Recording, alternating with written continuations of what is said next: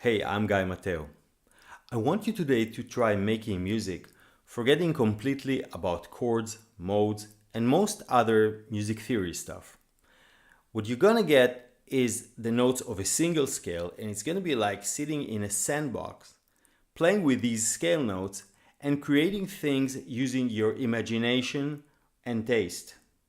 And the reason why we limit ourselves to scale notes is that scale notes are like family. The notes of a single scale da, da, da, da, da, da, da, da, have got all kinds of family ties between them, and they can be put together in many configurations and still make musical sense. They can sound good in many ways. What we're going to do today is to combine two independent elements that are made of the same scale and see how they sound together. So let me show you an example. For my first element, I got these three notes repeated.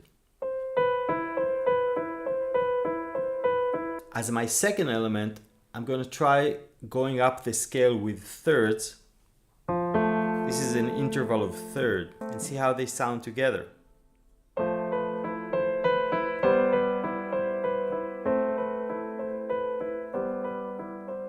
Let's try it from here.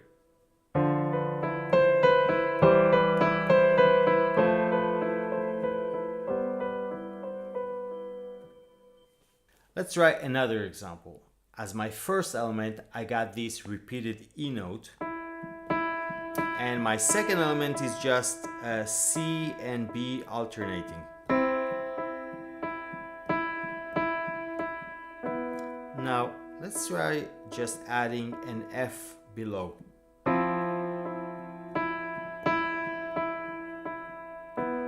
how about a D on top? Let me add this layer.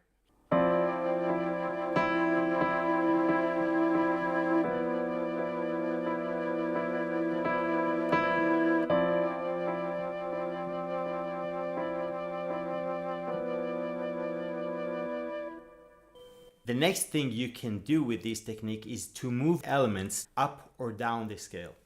I'm going to start with this chord here. And I'm going to move it one step down, all the notes together. And down. And another step down. And I'm going to try it against an ascending single notes with my left hand. Let's see it together. And down.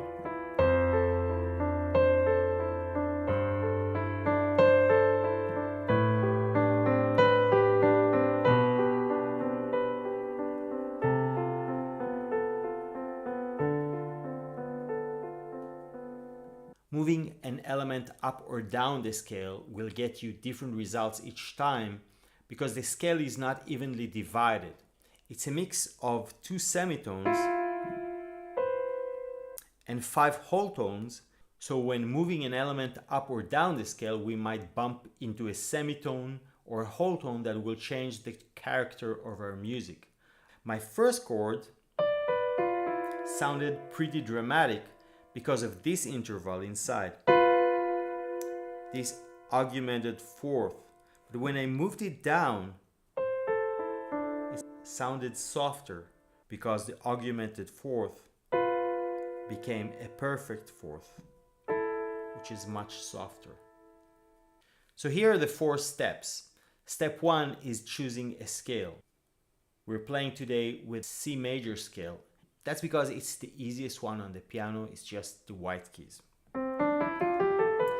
Step 2, we come up with a simple element, and the element can be anything from repeating a note to a short melody, a broken chord, or a cluster.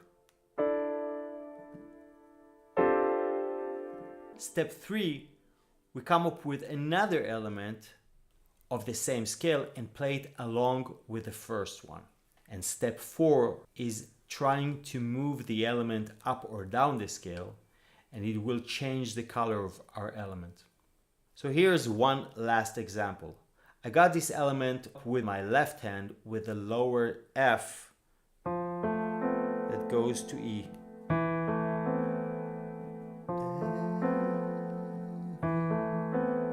With my right hand, I got this broken chord with interval of fourth. Let's hear it together.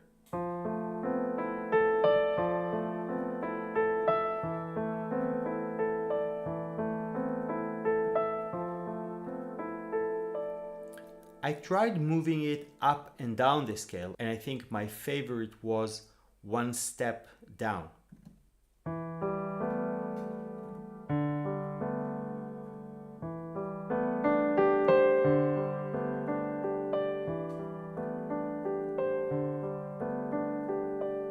Let's crank up the reverb a little. Why not?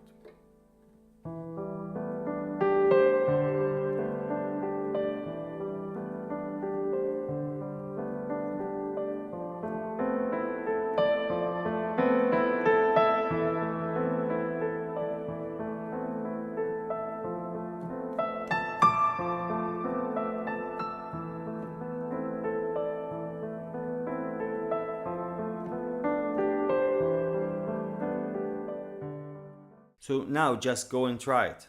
Come up with two elements that are made of the notes of the single scale, combine them together, and move them up and down the scale to get more scale colors. And do it on a keyboard.